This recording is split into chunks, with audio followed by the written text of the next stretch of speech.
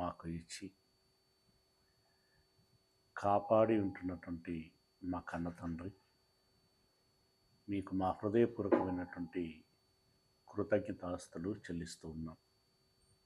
అయ్యా, ఈ సమయం నందు మీ మాటలను ధ్యానిస్తూ ఉంటుండగా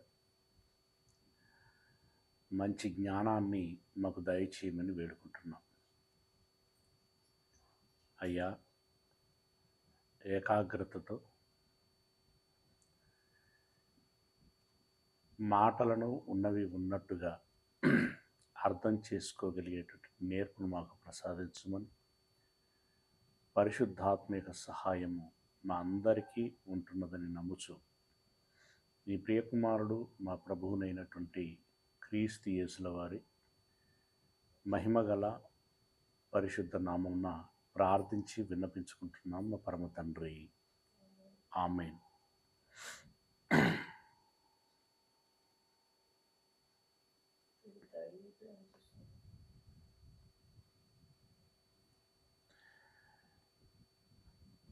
ప్రభునామమున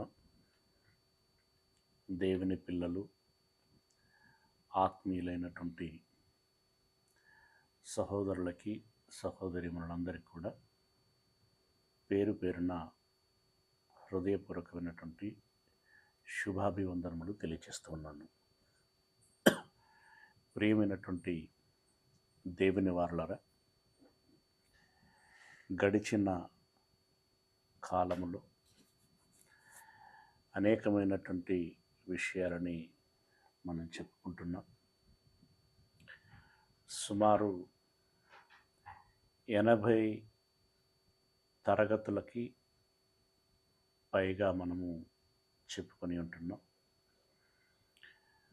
ఒక్కొక్క తరగతి, ఒక్కొక్క పాఠం, ఒక్కొక్క ఆణిముత్యం. ఆలోచించగలిగినటువంటి వారికి అనంతమైనటువంటి జ్ఞానము ఆర్జించి ఐశ్వర్యవంతులు కాగలిగేటువంటి ఒక అందమైనటువంటి కార్యమే ఈ ప్రాతకాల సమయమున జరుగుతున్నటువంటి బైబిలు తరగతులు. ప్రియులరా, దేవుడు అబ్రహామును, శారాను ఆశీర్వదించి వాగ్దానముతో కూడినటువంటి ఇస్సాకు అనేటువంటి కుమారుణ్ణి అనుగ్రహించాడు. ఆ కుమారుడు కాస్త పెరిగి పెద్దవాడైన తర్వాత దేవుడు మనస్సును ఎరిగినటువంటి వాడైనప్పటికీ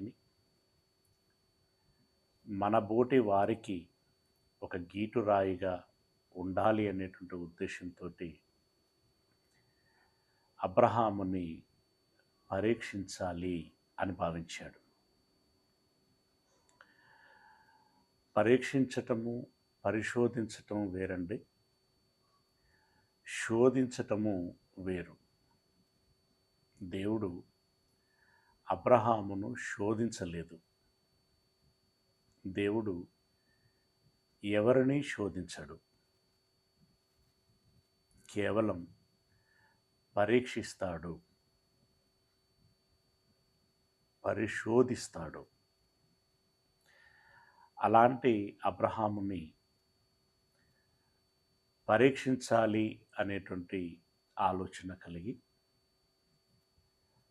ఆయనను పరీక్షించాడు. ఏ విధంగా పరీక్షించాడు అని మనం ఆలోచించినట్లయితే, ఆదికాండము 22వ అధ్యాయము, ఆదికాండం 22వ అధ్యాయము ప్రారంభ వచనం నుండి, ఆ సంగతులు జరిగిన తర్వాత, అంటే కుమారుడు జన్మించటం, ఇష్మాయేలు వెలగొట్టబడటం, పాలస్తీనా రాజైనటువంటి ఈ అబీమెలకుతో ఒప్పందం చేసుకోవటం తదితరమైనటువంటి సంగతులు పూర్తయిన తర్వాత చెప్తున్నటువంటి మాటలు. ఆ సంగతులు జరిగిన తర్వాత దేవుడు అబ్రాహామును పరిశోధించెను. ఎట్లనగా ఆయన అబ్రహామా అని పిలువగా అతడు చిత్తము ప్రభువా అనెను. అప్పుడు ఆయన, నేను ఒక్కడైయున్న నీ కుమారుని అనగా నీవు ప్రేమించు ఇస్సాకును తీసుకొని మోరియా దేశమునకు వెళ్ళి అక్కడ నేను నీతో చెప్పబోవు పర్వతములలో ఒకదాని మీద దహన బలిగా అతన్ని అర్పించుమని చెప్పెను. ప్రియులరా, అబ్రహామా అని ప్రేమగా పిలిచాడు.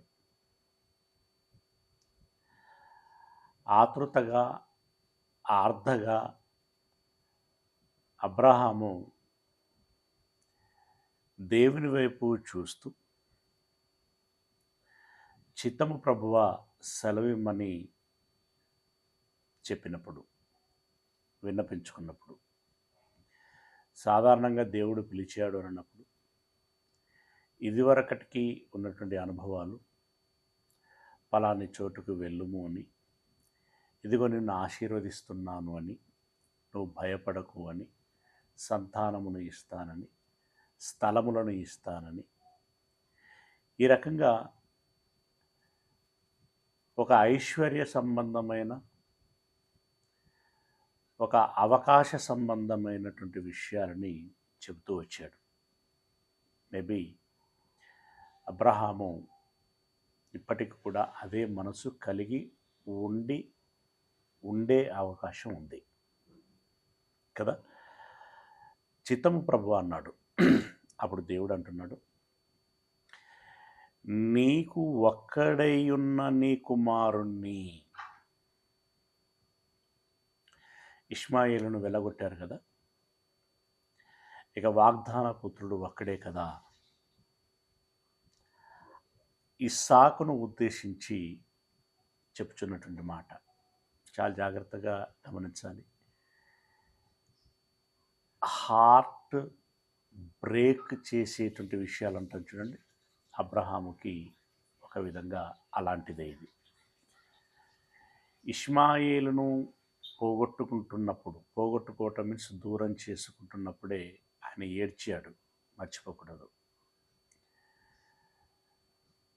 ఒక 100 ఏండ్ల పెద్ద ఆయన ఏడ్చాడు అనంటే ఎంతటి వారికైనా హృదయం కదులుతుంది, బాధేస్తుంది.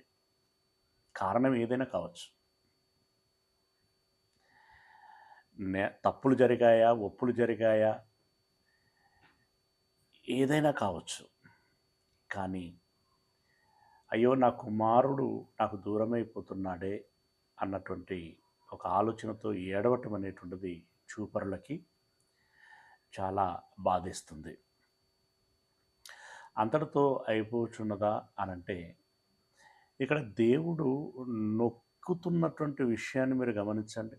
నీకు ఒక్కడై ఉన్న నీ కుమారుణ్ణి అని అన్నప్పుడు ఇంకా లీక్ అవ్వలేదు. ఒక్కడై ఉన్న అనేటువంటి అంతవరకు కూడా నా ఒక్క కుమారుని ఆశీర్వదిస్తాడేమో, నా ఒక్క కుమారుని ఘనపరుస్తాడేమో, నా ఒక్క కుమారుని మహిమపరుస్తాడేమో, ఈ రకమైనటువంటి. ఎందుకంటే అబ్రహాముకి అప్పటి వరకు ఆశీర్వాదాలు మినహా అడ్డంకులు లేవు, అభ్యంతరాలు లేవు. రైట్. నీకు ఒక్కడై ఉన్న నీ కుమారుణ్ణి అనగా నీవు ప్రేమించు ఇస్సాకును. ఒకటి, నీకు ఒక్కడై ఉన్న కుమారుడు. రెండవది, నీవు ప్రేమించు కుమారుణ్ణి. కొంతమంది తల్లిదండ్రులకి సంతానం ఎక్కువైందనుకోండి, కొంతమందికి, అందరికి కాదు సుమా, కొంతమందికి పిల్లల మీద ప్రేమ తగ్గుతుంది. అలాంటి వారు డబ్బులకు ఆశపడి అమ్ముకునేటువంటి వారు కూడా ఉన్నారు కదా. ఇది తల్లి లక్షణము తండ్రి లక్షణము కాదు, మానవీయ లక్షణము అసలే కాదు. సరే, ఇంకొంతమంది అవిటివారుగా పుట్టారనుకోండి, వారిని తొలగించుకోవాలి అనుకుంటారు. చంపే తల్లిదండ్రులు ఉన్నారు. ఇదొక వర్షం.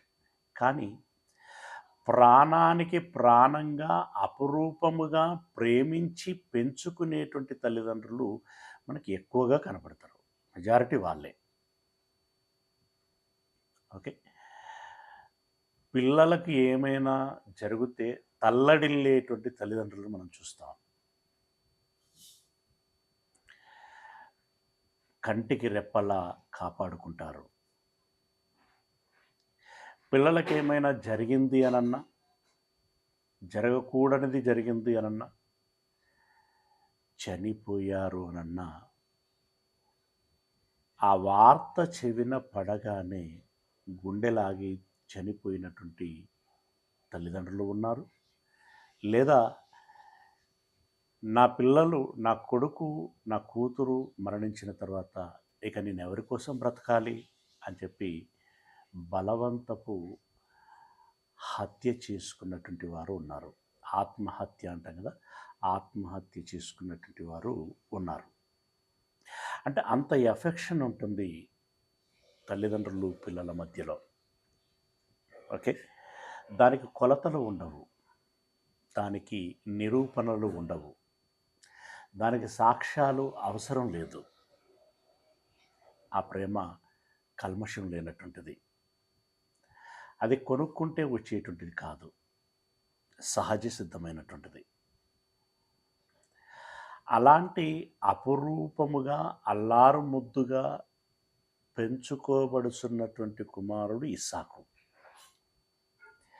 అప్పటికే అబ్రహాము చాలా ఐశ్వర్యవంతుడు. ఇప్పుడు ఎంతగా ఎలా పెంచుకుంటారండి ఇస్సాకుని? మహారాజులా. ఎస్, అప్పటికే అబ్రహాము ఏ ప్రాంతానికి వెళుచున్నా కూడా నువ్వు రాజు లాంటి వాడవు అని అంటున్నారు ఆయన్ని. నువ్వు రాజు అని అంటున్నారు. అంటే అంత హుందాతనం కనబడుతుంది అబ్రహాములో. ఐశ్వర్యానికి ఐశ్వర్యం, బలగానికి బలగం, ఆయన హోందాతనం, ఇదంతా చూసేసరికి ఒక రాజు యొక్క ఉలుకు ఎలాగుంటుందో అలాంటి ఉలుకు అబ్రహాముకు ఉంది.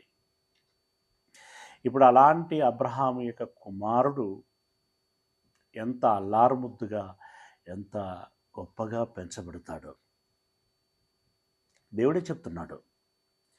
నీకు ఒక్కడుగా ఉన్నటువంటి నీ కుమారుణ్ణి నీవు మిక్కిలిగా ప్రేమించేటువంటి, నీవు ప్రేమించు ఇస్సాకును తీసుకొని మోరియా దేశమునకు వెళ్ళి, అప్పటికి అది మోరియా దేశముగా పిలువబడుచున్నది. మోరియా దేశమునకు వెళ్ళి అక్కడ నేను నీతో చెప్పబోవు పర్వతములలో ఒకదాని మీద, అంటే మోరియా దేశములలో పర్వతాలు ఉన్నాయి, ఆ పర్వతములలో ఒక పర్వతం మీద. ఇదే తదనంతరపు కాలంలో వర్ణాను అనేటువంటి వ్యక్తి సేద్యం చేసుకునేటువంటి స్థలంగా మారింది. మోరియా పర్వతములలో ఒక పర్వతం మీద నీ కుమారుణ్ణి బలి అర్పించుము అని చెప్పినటువంటి స్థలం, దావీదు బలి ఇచ్చినటువంటి స్థలంగా నిర్ణయించబడింది. దాని పేరు వర్ణాను కల్లం. ఆ దావీదు గారు బలి ఇచ్చినటువంటి స్థలమే తదనంతరము దేవుని ఆలయము నిర్మించాలని నిర్ణయించబడినటువంటి స్థలం అది. ఆ స్థలములోనే సొలొమోను గారు దేవాలయమును నిర్మించటం జరిగింది. జస్ట్ మీకు ఒక ఐడియా కోసం ఈ మాట చెప్పాను. ఓకే, మోరియా దేశమునకు వెళ్ళి అక్కడ నేను నీతో చెప్పబోవు పర్వతములలో ఒకదాని మీద దహన బలిగా అతన్ని అర్పించుమని చెప్పెను. దహన బలి ఆ రోజుల్లో ఎలా అర్పించబడుచున్నాయి? అబ్రహామునకి అనుభవం ఉంది. ఆయన బలిపీఠములు కట్టాడు, ఎన్నో గొర్రెలని మేకలని బలిచ్చాడు, దహనం చేశాడు. బలి ఇవ్వటం అంటే ఏంటండి? పడుకోబెట్టి మెడ మీద కత్తితో నరకటం. నరకబడినటువంటి ఆ గొర్రెని మేకని కట్టెల మీద వేసి కాల్చేయటం, బూడిద చేయటం. ఇప్పుడు ఒక గొర్రెను ఎంత సునాయాసంగానైతే బలి ఇవ్వటం జరిగిందో, దేవుడు అంటే దేవుడికి ఉండేటువంటి ఫీలింగ్స్ దేవుడికి ఉంటాయి, కానీ ఇది ఎక్స్ప్రెస్ కానివ్వట్లేదు. నీకు ఒక్కడుగా ఉన్నటువంటి నీ కుమారుణ్ణి నేను చూపించేటువంటి స్థలమున నాకు బలిమ్ము అని అన్నాడు. నాకు బలి ఇమ్ము. ఈ మాట వినగానే అబ్రహాము యొక్క చెవులు ఏమై ఉంటాయి? మనస్సు ఎలా స్పందించి ఉంటుంది? హృదయం స్పందన ఎలా ఉండి ఉంటుంది?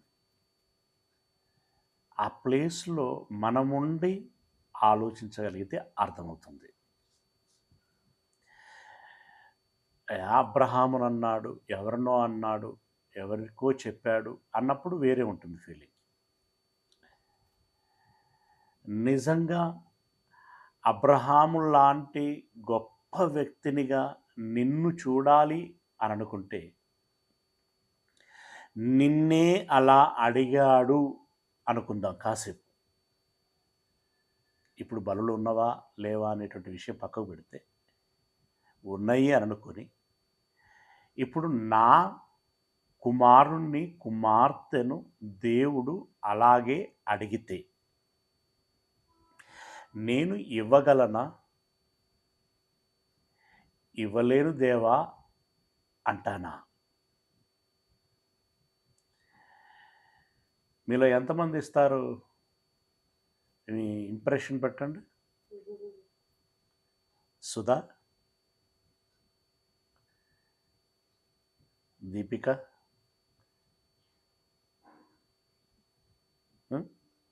రాజు, జార్జి గారు, జనార్దన్, ఆనందన్న రెడీగా ఉన్నవారు తమ్మి ఇంప్రెషన్ ఇవ్వండి. గర్భఫలము దేవుడు ఇచ్చు బహుమానం. జనార్దన్ ఇద్దరిని ఇస్తాడట.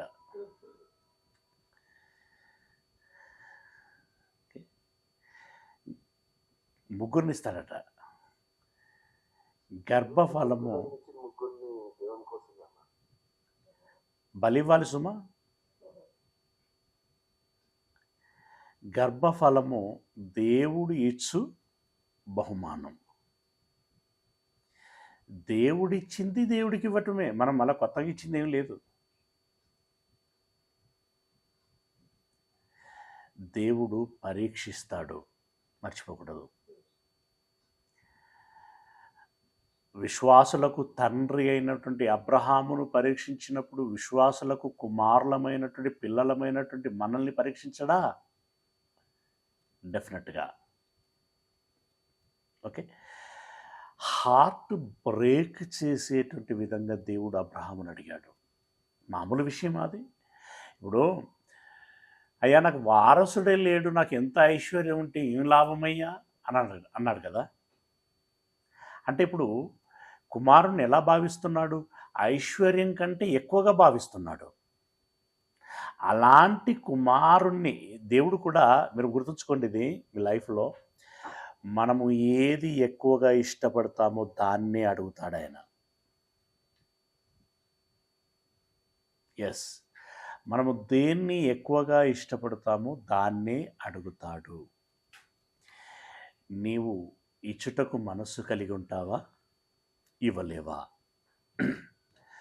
ఇప్పుడు ఐశ్వర్యం కంటే కుమారుణ్ణి ఎక్కువగా ఇష్టపడుతున్నటువంటి అబ్రహాముని ఆ కుమారుణ్ణే అడిగి పరీక్షిస్తున్నాడు.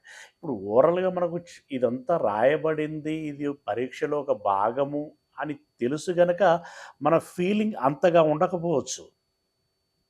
కానీ అబ్రహాముకి ఇది పరీక్ష అని ఎందుకు తెలుస్తుంది? ఆయనకు చెప్పబడలేదు కదా! డైరెక్ట్ పరీక్ష అని ఇక్కడ రాయబడింది, మనం చదువుకుంటున్నాం. కానీ ఆయనని ఇప్పుడు అబ్రహామా నిన్ను పరీక్షిస్తున్నాను, నీ కుమారుని బలివ్వు అని అనలేదు ఆయన. Abraham, it's my order.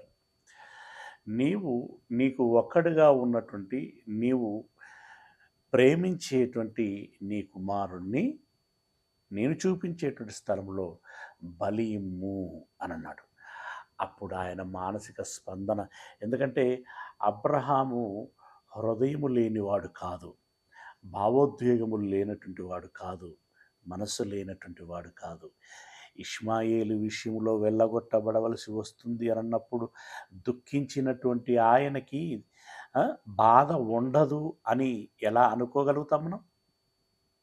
ఉంటుంది. దేవుడు అడిగాడు, ఎంత తల్లడిల్లుంటాడోనండి, ఎంత తల్లడిల్లుంటాడో. కానీ దేవునికి ఏనాడు ఆయన ఎదురు చెప్పినటువంటి దాఖలాలు లేవు. దేవుని మాటను ఏనాడు కాదన్నటువంటి సందర్భాలు లేవు. నడవమంటే నడిచాడు, ఉండుమంటే ఉండాడు, కూర్చోమంటే కూర్చున్నాడు, పడుకోమంటే పడుకున్నాడు, ఇవ్వమంటే ఇచ్చాడు, ప్రయాణించమంటే ప్రయాణించాడు, యుద్ధం చేయమంటే చేశాడు.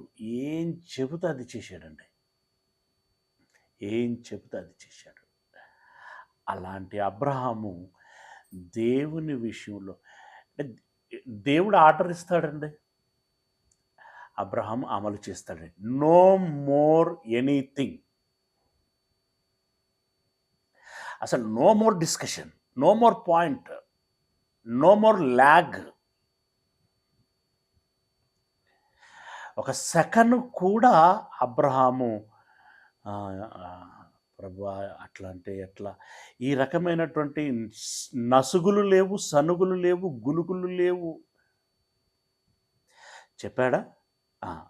3వ వచనంలో, తెల్లవారినప్పుడు అబ్రహాము లేచి తన గాడిదకు గంత కట్టి తన పనివారిలో 2 తన కుమారుడగు ఇస్సాకును వెంటబెట్టుకొని దహన బలి కొరకు కట్టెలు చీల్చి లేచి దేవుడు తనతో చెప్పిన చోటికి వెళ్ళెను. మేబీ సాయంత్రం చెప్పినట్టున్నాడు. ఉదయం లేచాడట.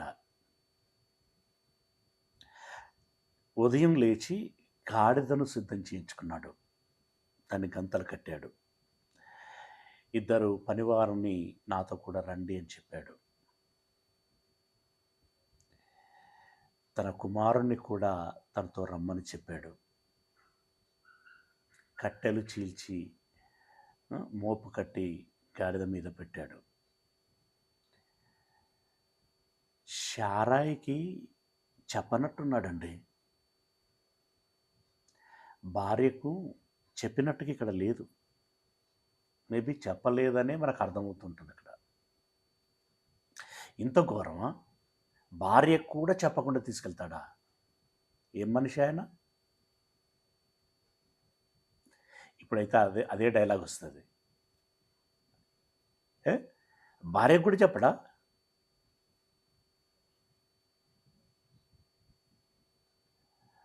చెప్పలేదు.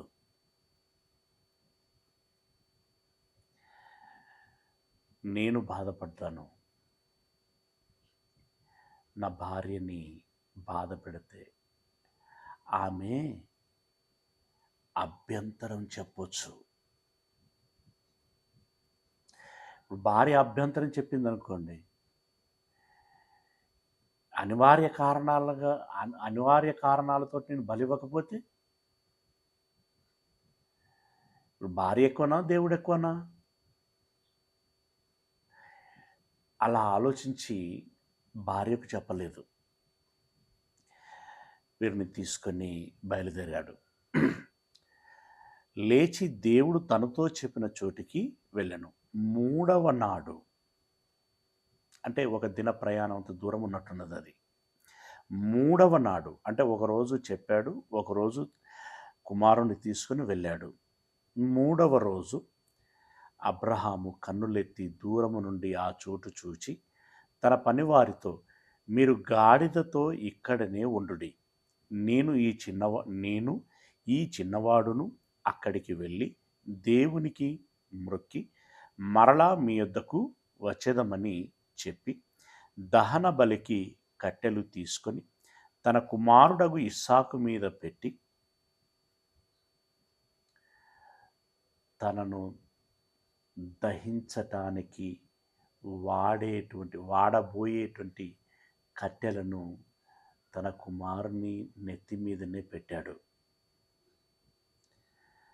పిల్లరా, ఆ కుమారుడికి ఇంకప్పటికీ ఎత్తులు జిత్తులు లేవు. అమాయకమైనటువంటి స్థితిలో ఉన్నాడు. పాలబుగ్గల పిల్లవాడ అని అంటాం కదా, ఆ స్థితిలో ఉన్నాడు. కట్టెల మోపు నెత్తి మీద పెడితే హుషారుగా తన తండ్రి వెంట వెలుచున్నాడు. ఎందుకు? ఇప్పుడు మనం ఏదైనా పండగలు చేసుకుంటున్నాం అనుకోండి, పిల్లవాళ్ళకి ఏమైనా పనులు చెప్పారు అనుకోండి, హుషారుగా చేస్తారు ఆ రోజు. మిగతా రోజుల కంటే ఆ రోజు పరిగెత్తి చేస్తూ ఉంటారు. ఎందుకంటే ఆ పండగ అనేటువంటి ఒక ఫీల్ ఉంటుంది.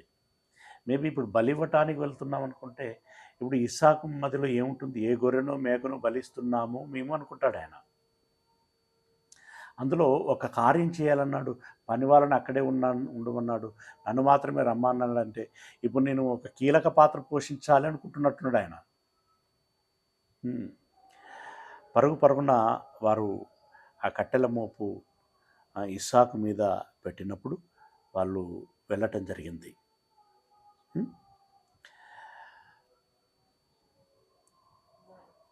మరలా మీ యొద్దకు వద్దుమని చెప్పి దహనబలి కట్టెలు తీసుకుని తన కుమారుడగు ఇస్సాకు మీద పెట్టి తన చేతితో నిప్పును కత్తిని పట్టుకొని పోయెను. కుమారుడి నెత్తి మీద కట్టెలున్నాయి, అబ్రహాము చేతిలో నిప్పు కత్తి ఉంది. కుమారుడికి ఏమో తెలియని స్థితిలో అమాయకంగా సంతోషంగా వెళుతున్నాడు ఆయన. తండ్రి ఏమో, నా కొడుకుని ఇప్పుడు బలిచ్చి కాల్చబోతున్నాను, నరకటానికి కత్తి ఉంది, కాల్చటానికి నిప్పుంది. కొండ ఎక్కుతున్నాడు, ఆయాసం. కుమారుని చంపబోతున్నాను, ఆవేదన, బాధ ఉంటుంది. అలాంటి బరువెక్కిన హృదయంతో భారంగా కొండ ఎక్కాడండి. ఇస్సాకు తన తండ్రి అయిన అబ్రహాముతో, నా తండ్రి, ఈ పదము, ఈ మాట ఇస్సాకు నోట వచ్చినప్పుడు అబ్రహాము యొక్క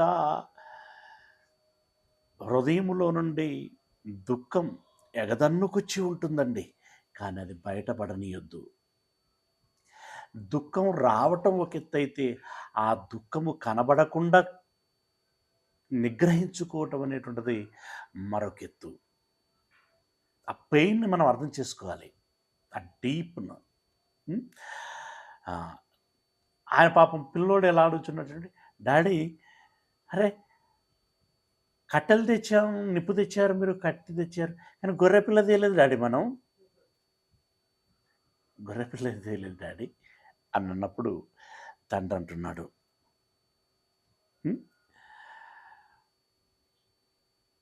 నా తండ్రి అని పిలిచెను. ఏమీ నా కుమారుడా అనను. అప్పుడు అతడు, నిప్పును కట్టెలు ఉన్నవి కానీ దహన బలికి గొర్రెపిల్ల ఏది అని అడగగా, అబ్రహామా, నా కుమారుడా, దేవుడే దహన బలికి గొర్రెపిల్లను చూచుకొనునని చెప్పెను. ఇక్కడ ఇస్సాకును మేనేజ్ చేయాలి కాబట్టి నోట ఆ మాట చెప్పాడు. కానీ దేవుడికి తెలుసు ఏం చేయబోతున్నాను అనేటువంటిది దేవుడికి తెలుసు. మేబీ తదాస్తు అన్నట్టుగా దేవుడు అబ్రహాము విషయంలో అదే చేశాడు. దేవుడు చూసుకును అని చెప్పాను. అలాగూ వారిద్దరూ కూడి వెళ్ళి దేవుడు అతనితో చెప్పిన చోటికి వచ్చినప్పుడు అబ్రహాము అక్కడ బలిపీఠమును కట్టి కట్టెలు చక్కగా పేర్చి తన కుమారుడగు ఇస్సాకును బంధించి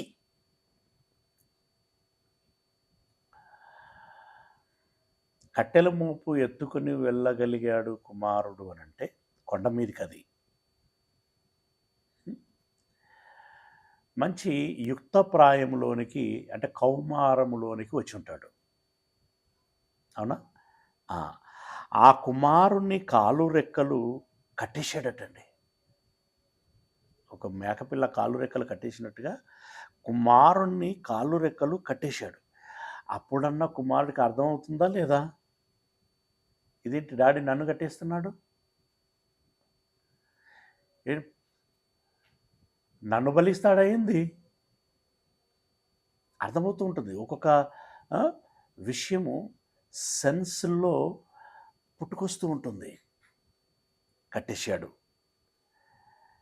కట్టి ఏం చేశాడు చూడండి, అక్కడ బలిపీఠమును కట్టి కట్టెలు చక్కగా పేర్చి తన కుమారుడైన ఇస్సాకును బంధించి ఆ పీఠం పైన ఉన్న కట్టెల మీద ఉంచెను. కుమారుడేమైనా మాట్లాడుంటాడా? అప్పుడు మాట్లాడకుండా నోటిలో గుడ్డలు ఏమైనా కుక్కింటాడా అబ్రహాము? ఏదో జరగదు కదా.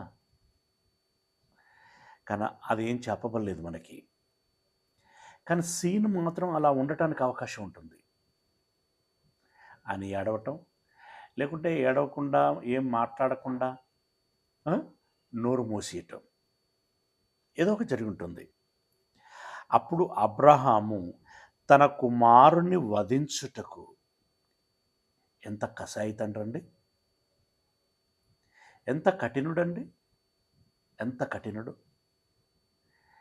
కసాయుడా. ప్రిలరా, కుమారుణ్ణి నేను నరుకుతున్నాను, కుమారుణ్ణి నేను కాల్చేయబోచున్నాను అన్న కోణంలో అతడు ఆలోచించలేదండి. దేవుడు అడిగాడు, ఇప్పుడు దేవుడు ఇచ్చాడు, పుచ్చుకున్నాను, దేవుడు మళ్ళీ ఇమ్మన్నాడు, ఇవ్వాలి కదా, ఆ కోణంలోనే ఉన్నాడండి.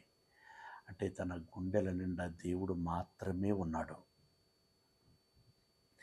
కుమారుణ్ణి ప్రేమిస్తున్నాడు, కానీ దేవుని తర్వాతనే.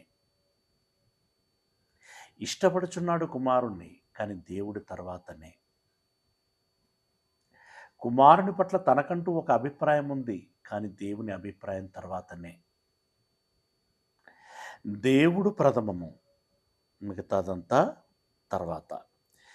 కత్తి ఎత్తి నరకాలి అని అనుకున్నాడు. అప్పుడు అబ్రహాము తన కుమారుని వధించుటకు తన చెయ్యి చాపి కత్తి పట్టుకొనగా యెహోవా దూత పరలోకము నుండి అబ్రహామా అబ్రహామా అని అతన్ని పిలిచెను. అందుకతడు చిత్తము ప్రభువా అనెను. అప్పుడు ఆయన, ఆ చిన్నవాని మీద చెయ్యి వేయకుము, అతన్ని ఏమీ చేయకుము, నీకు ఒక్కడై ఉన్న నీ కుమారుణ్ణి నాకు వెనుక తీయలేదు గనుక నీవు దేవునికి భయపడు వాడవని ఇందువలన నాకు కనబడుచున్నది అనెను. నీవు దేవుని మాట వింటావా వినవా అని ఎరగాలి అని అనుకొని నీకు ఈ పని చెప్పటం జరిగింది. కానీ నువ్వు వింటావని, దేవుని మాటకు విలువని ఇస్తావని, దేవునికి ఏమి ఇవ్వడానికైనా నువ్వు సిద్ధపడతావని, దేవుణ్ణి ప్రేమించే వాడవని దీని వలన అర్థమైంది. చాలు. నీ కుమారుని కూడా ఇవ్వటానికి వెనక తీసేటువంటి వాడవు కాదని అర్థమైంది. కాబట్టి ఇక నీ కుమారుణ్ణి నీవు నరకకు, ఏమీ చెయ్యకు. అనగానే అబ్రహాము ఎంత ఆనందించుంటాడోనండి. సేమ్ ఫీలింగ్స్ ఉంటాయి. ఇప్పుడు దేవుని మాటకు శిరోధార్యం. ఇవ్వమంటే ఇవ్వాలి, ఏడ్చుకుంటైనా ఇవ్వాలి, ఆగమంటే ఆగాలి, ఆనంద బాష్పాలతో ఆగాలి. నిమిషాల వ్యవధిలో 2 ఫీలింగ్స్ అండి, 2 రకాల ఫీలింగ్స్. ఎగదన్నుకుంటూ వచ్చిన దుఃఖం ఇప్పుడు పగలబడి నవ్వాలన్నంత ఆనందం. ఆ హృదయ స్పందన ఎటుగొట్టుకోవాలో అర్థం కానటువంటి పరిస్థితి. ప్రియులారా, అప్పుడు అబ్రహాము కన్నులెత్తి చూడగా పొదలో కొమ్ములు తగులుకొని ఉన్న ఒక పొట్టేలు దేవుడు చూసుకొనెను అన్నాడు కదా.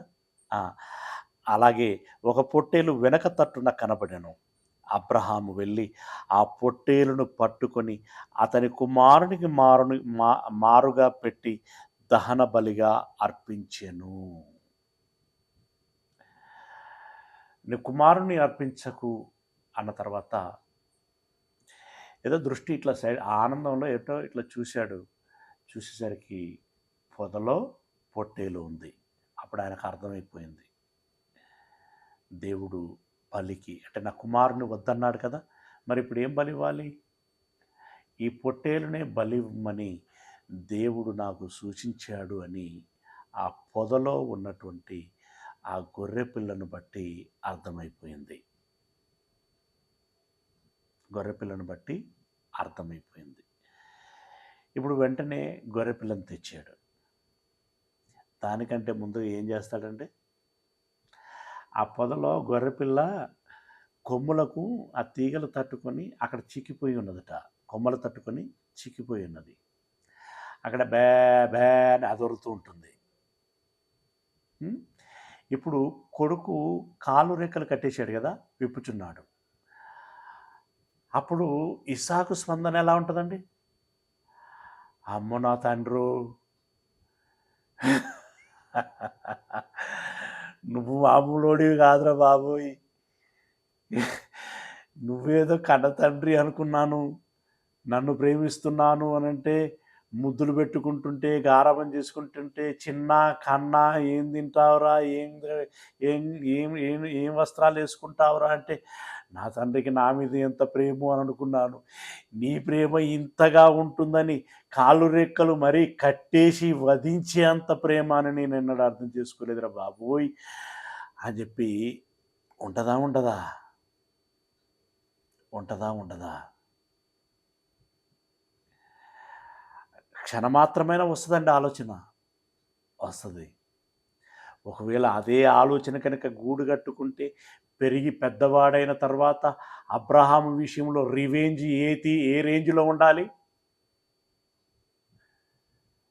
రివెంజ్ ఏ రేంజ్లో ఉండాలి ప్రియులరా?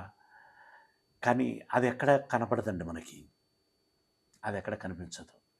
కాళ్ళు రెక్కలు విడిపించి ఆయనను కట్టెల మీద నుండి దించిన తర్వాత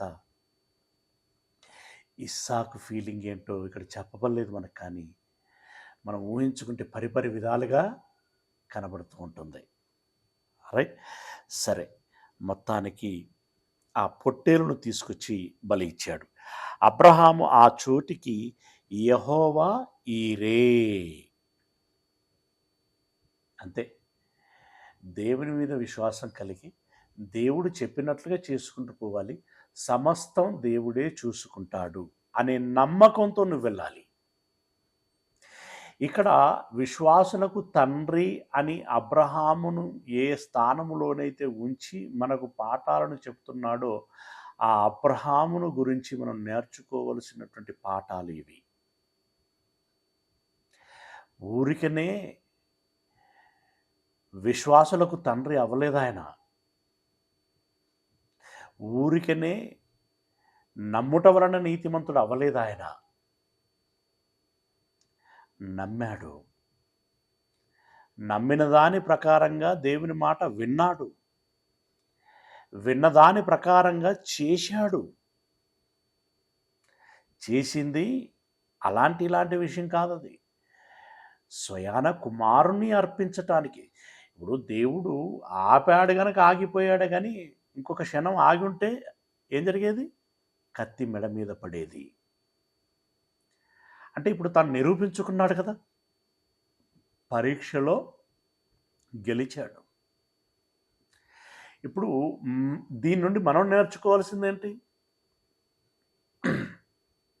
దీని నుండి మనం నేర్చుకోవాల్సింది ఏంటి? అప్పుడు ఆయన కుమారుణ్ణి అడిగాడు. ఇప్పుడు మనల్ని ఏమడిగాడో తెలుసా?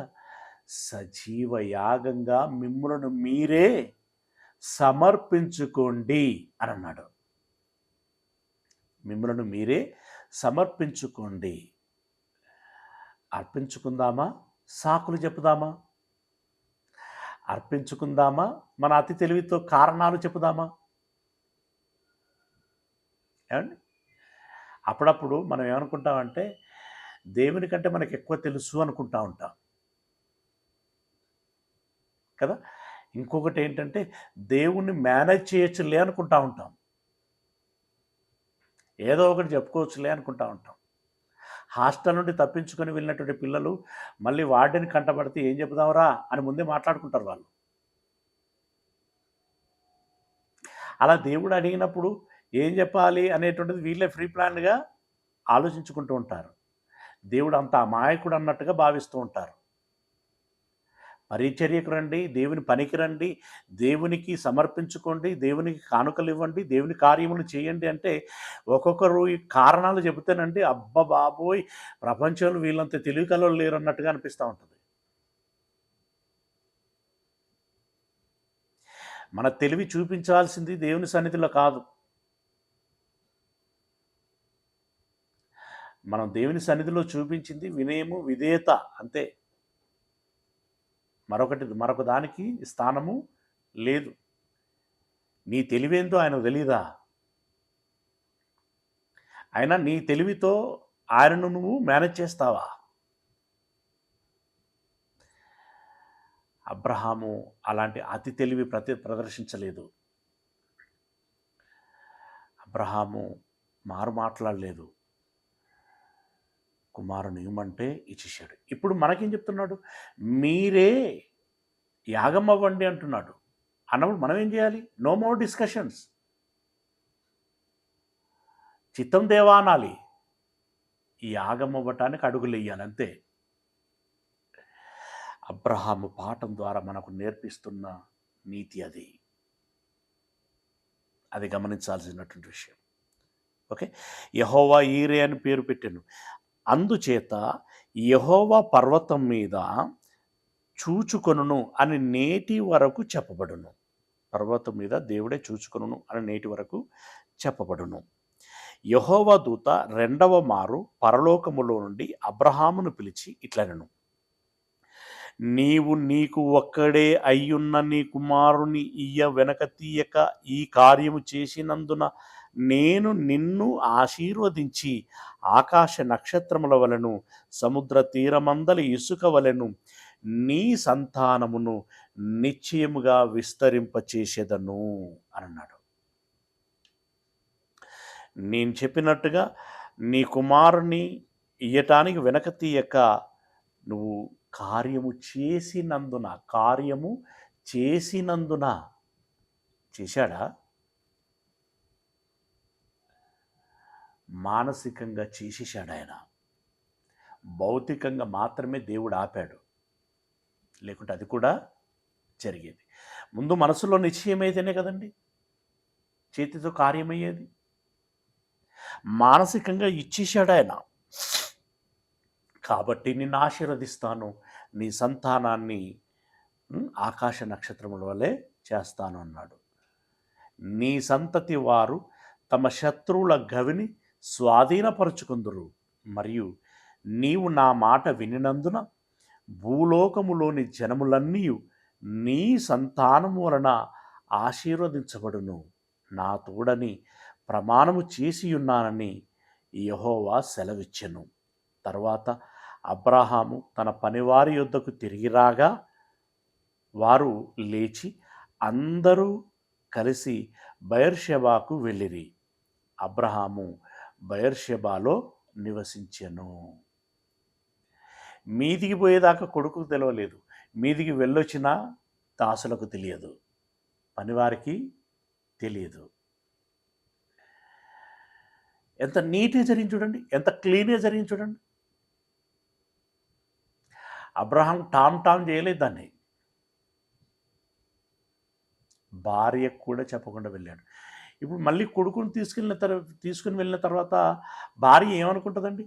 అయ్యా కొడుకులు ఎక్కడికి వెళ్ళి వచ్చారో తీర్వాటంగా అని ఆమె అంటుంది పోగానే. ఏదో పిక్నిక్ వెళ్ళొచ్చినట్టు, టూర్ వెళ్ళొచ్చినట్టుగా. ఆమెకు తెలియదు కదా. అప్పుడు అబ్రహాం ఎలా మేనేజ్ చేయాలి? ఏం లేదే, నా కొడుకుతో నేను ఎక్కడికైనా వెళ్ళొస్తాను, నీకేంటంట. ఇలాగే ఉంటాయి కదా మాటలు. బా, ఆ సీన్, ఆ దృశ్య కావ్యం అండి. ఎస్, ఎగ్జాక్ట్లీ, అది దృశ్య కావ్యం. ఎన్నో పాఠాలను, విషయాలను నేర్పించేటువంటి కావ్యం అది. ప్రిలరా, అబ్రహాము దేవుణ్ణి నమ్మెను, అతడు నీతిమంతుడాయను గనక మనము దేవుణ్ణి నమ్ముకున్నాం, మనమును నీతిమంతులమని జబ్బలెగరేసుకునేటువంటి వారికి ఇదొక పాఠం. అబ్రహాము ఊరికనే నీతిమంతుడు అవ్వలేదు, కేవలం నమ్ముకున్నంత మాత్రాన నీతిమంతుడు అవ్వలేదు. అందుకే యాకోబు పత్రికలో ఏం చెప్పాడు ఒకసారి చూసేద్దాం. అబ్రహాం మోరియా పర్వతం మీదకి వెళ్ళొచ్చినట్టుగా మనం యాకోబు పత్రికకు వెళ్ళొద్దాం. యాకోబు పత్రిక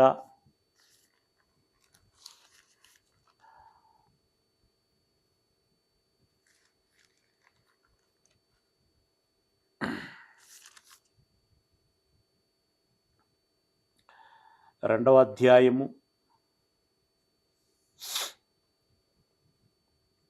21వ వచనం నుండి, మన పితరుడైన అబ్రహాము తన కుమారుడైన ఇస్సాకును బలిపీఠం మీద అర్పించినప్పుడు అతడు క్రియల వలన నీతిమంతుడని తీర్పు పొందలేదా?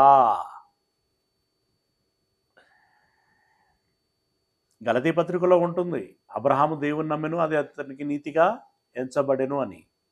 కానీ అక్కడితోటే ఆగిపోతే ఎలా? విశ్వాసము అనేటువంటిది మొదటి అడుగు, క్రియ అనేటువంటిది మళ్ళీ అడుగులు.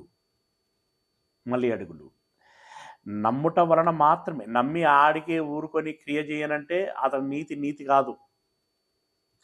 ఇప్పుడు నమ్మి కుమారుని బలిపీఠం మీద అర్పించినప్పుడు అతని క్రియల మూలముగా నీతిమంతుడిగా తీర్పు పొందలేదా? విశ్వాసము అతని క్రియలతో కూడి కార్యసిద్ధి కలగజేసిననియు, క్రియల మూలముగా అతని విశ్వాసం పరిపూర్ణమైనదనియు, గ్రహించుచున్నావు కదా. కాబట్టి అబ్రహాము దేవుని నమ్మెను, అది అతనికి నీతిగా ఎంచబడెను అను లేఖనము నెరవేర్చబడెను. అంటే విశ్వాసము అనేటువంటి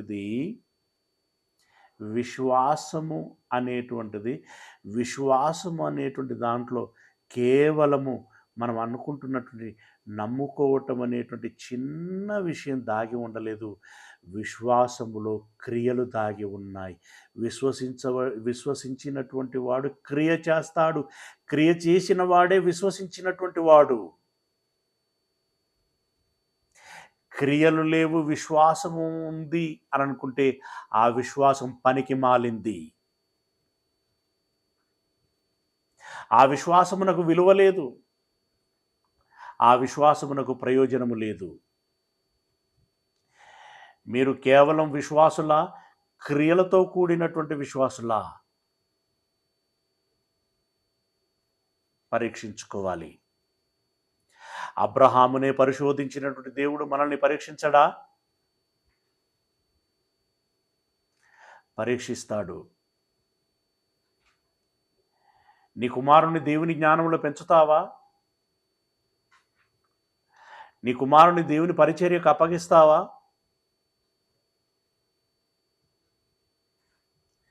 లేదు, నా ఇష్టం, నా పిల్లల ఇష్టం అని చెప్పి ఆ కోణములోనే అడుగులేస్తావా? దేవుడు పరీక్షిస్తాడు. దేవుడు పరీక్షిస్తాడు. క్రియల మూలముగా అతడు నీతిమంతుడని తీర్పు పొందెను. ఆ పేరాలో చివరి మాటలు అంటాడు కదా, ప్రాణము లేని శరీరము ఎలాగో మృతమో, క్రియలు లేనటువంటి విశ్వాసము అలాగే మృతము అని అన్నాడు. ఓకేనా.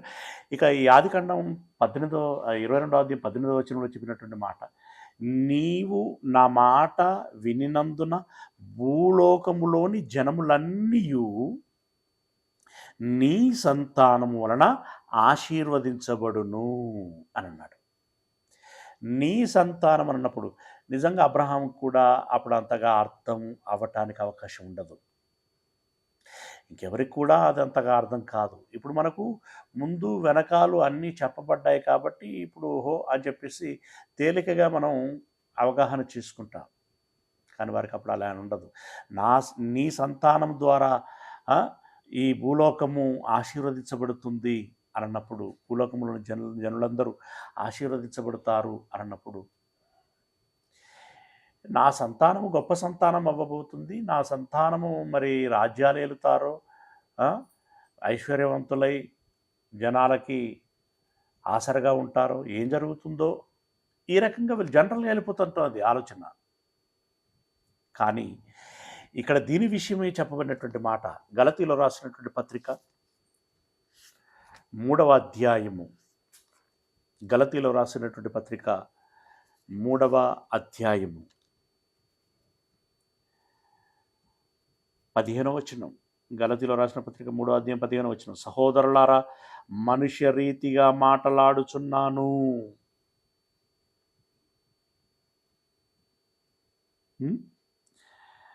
మనుష్య రీతిగా మాటలాడుచున్నాను. ఈ సందర్భంలోనే మీద అబ్రహాము దేవుని నమ్మెను, అతనికి నీతిగా ఎంచబడెను, మీరు కూడా నమ్మాలి అనేటువంటి విధానంలో చెప్పబడుతూ వస్తూ ఉంటుంది. అయితే దాని యొక్క కంక్లూజన్కి వెళ్ళిపోతున్నాడు అనమాట. సహోదరులారా మనుష్య రీతిగా మాటలాడుచున్నాను, మనుష్యుడు చేసిన ఒడంబడిక అయినను స్థిరపడిన తర్వాత ఎవడును దాన్ని కొట్టివేయడు. మీరే ఇద్దరు వ్యక్తులు ఒక డాక్యుమెంట్ రాసుకుంటే ఆ డాక్యుమెంట్ ఏమవుతుంది? స్థిరమైపోతుంది. అది చెల్లదు అనంటే కుదరదు. దానితో మరేమీ కలుపడు. రాసుకొని సాక్షుల సంతకాలు పెట్టి మీ సంతకాలు పెట్టుకున్న తర్వాత ఇంకేం కలపడానికి తీసేయటానికి ఉండదు అక్కడ. మనుషులు చేసుకున్న ఒడంబడికే ఇలా ఉంటే అబ్రహామునకును అతని సంతానమునకును వాగ్దానములు చేయబడెను. ఆయన అనేకులను గూర్చి అన్నట్టు నీ సంతానములకును అని చెప్పక ఒకని గూర్చే అన్నట్టు నీ సంతానమునకును అనెను. నీ సంతానమునకును అనెను. ఆ సంతానము క్రీస్తు అని అన్నాడు. అంటే నీ సంతానము ద్వారా లోకజనులందరూ ఆశీర్వదించబడతారు అనంటే, నీ సంతానం అన్నప్పుడు నీ సంతానము ఆకాశ నక్షత్రాల వలె ఉంటారు కదా, మరి వారందరూ అని నువ్వు అనుకుంటావేమో, కాదు. వారందరిలో వారసులుగా వచ్చినటువంటి వారుగా వాళ్ళు ఎలాగైతే ఉన్నారో అలాంటి వారసుడిగా యేసుక్రీస్తు అనేటువంటి ఒక వ్యక్తి వస్తాడు. ఆ వ్యక్తి ద్వారా లోకజనులందరూ ఆశీర్వదించబడతారు అని అన్నాడు. అదే కదండి. యేసుక్రీస్తు మరియ గర్భము నుండి వచ్చాడు. మరియ దావీదు గర్భంలో నుండి వచ్చింది. దావీదు అబ్రహాము గర్భంలో నుండి వచ్చాడు. అంటే యూదా, యాకోబు, ఇస్సాకు, అబ్రహాం. ఇలా యేసుక్రీస్తు అనేటువంటి సంతానము ద్వారా లోక జనులందరూ ఆశీర్వదించబడుదురు అనేటువంటి మాట ఇక్కడ మనకి చెప్పబడుచున్నది. Okay, right. ఈ మేరకు మీరు అవగాహన చేసుకునే ప్రయత్నం రండి. ఈ అధ్యాయం పూర్తి చేసుకోవాలి కదా. మళ్ళీ 22వ అధ్యాయంకి రండి. 22వ అధ్యాయం 20వ వచనం. ఆ సంగతులు జరిగిన తర్వాత అబ్రహామునకు తెలుపబడినదేమనగా, మిల్కా అను ఆమెయు నీ సహోదరుడగు నాహోరునకు పిల్లలను కనెను. వారు ఎవరెవరనగా, అతని జ్యేష్ఠ కుమారుడైన ఊజు, ఇతని తమ్ముడైన బూజు, ఆరాము తండ్రి అయిన కెమూయేలు. ఇక్కడ సడన్గా ఎక్కడికి వచ్చాడు అనంటే, ఈ అబ్రహాము తమ్ముడైన నాహోరు దగ్గరికి వచ్చేసాడు.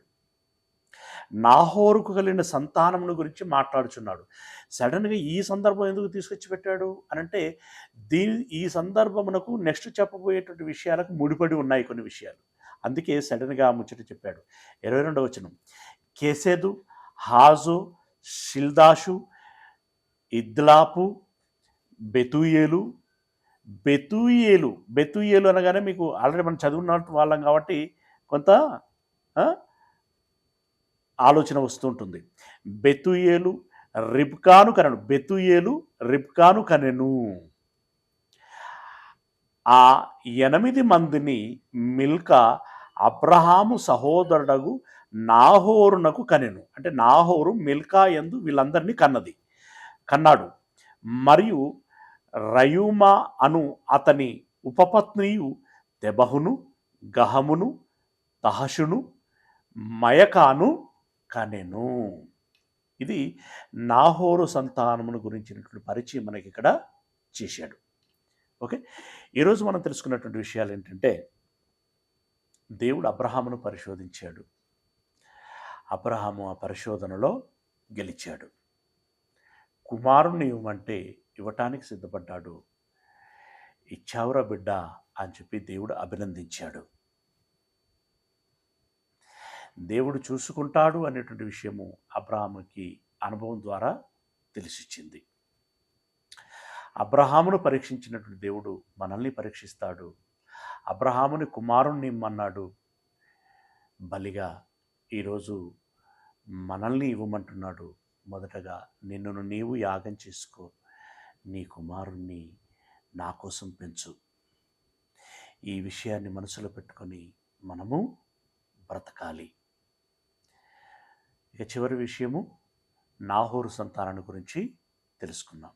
ఓకే, ఈ అధ్యాయము దాదాపుగా మీకు అర్థమైంది అని అనుకుంటున్నాను. ఓకేనా, ప్రార్థన చేసుకుందాం. సర్వోన్నతుడైనటువంటి మా దేవుడా, మీ పాదములకు వందనాలు చెల్లిస్తూ ఉన్నాము పరమ తండ్రి. ఈరోజు మేము ధ్యానించాల్సినటువంటి విషయాలను ధ్యానించాం. మీ పిల్లలకి అర్థమైంది అని భావిస్తున్నాను. మీ పిల్లలు విన్నది, మీ పిల్లలు అర్థం చేసుకున్నది మరొక వారి జీవితాలలో అబ్రహాము నిరూపించుకున్నట్లుగా వారిని వారు నిరూపించుకొని క్రియల మూలముగా నీతిమంతులని మీ చేత తీర్పు పొందుకోగలిగేటువంటి కృపను దయచేయండి. మీ చేత వారు అభినందించబడాలి తండ్రి. ఈ బ్రతుకు కాలము మమ్మల్ని మేము నిరూపించుకునేటువంటి ఒక అద్భుత అవకాశం అని వారు గుర్తెరిగి అనునిత్యము నిరూపించుకునేటువంటి ప్రయత్నములో మీ పిల్లలు ఉండలాగున ప్రోత్సహించమని వేడుకుంటున్నాం. పరిశుద్ధాత్మిక సహాయం దయచేయండి. ఈ మాటలు విన్నటువంటి మీ పిల్లలందరినీ ఆశీర్వదించండి. వారి కుటుంబాలకి తోడై ఉండండి. ఈ దినపు పనులలో ప్రయాణాలలో మీరు తోడై ఉండమని మమ్మల్ని అందరినీ మీ చేతులకు అప్పగించుకుంటూ మీ ప్రియ కుమారుడు మా ప్రభువునైనటువంటి క్రీస్తు యేసుల వారి మహిమగల పరిశుద్ధ నామమున ప్రార్థించి విన్నపించుకుంటున్నాము పరమ తండ్రి. ఆమేన్. మన కన్న తండ్రి అయినటువంటి దేవుని ప్రేమ, ప్రభు అయినటువంటి యేసుక్రీస్తుల వారి యొక్క కృపారక్షణ, పరిశుద్ధాత్మ యొక్క అన్యోన్య సహవాసము, సహాయము ఈ మాటలు విన్నటువంటి మనందరికీ విన్నదాని ప్రకారం నిరూపించుకోవాలని ప్రయత్నం చేసేటువంటి ప్రతి బిడ్డకును తన ప్రయత్నం అంతటిలో ఎల్లకాలము తోడై ఉండును కాక.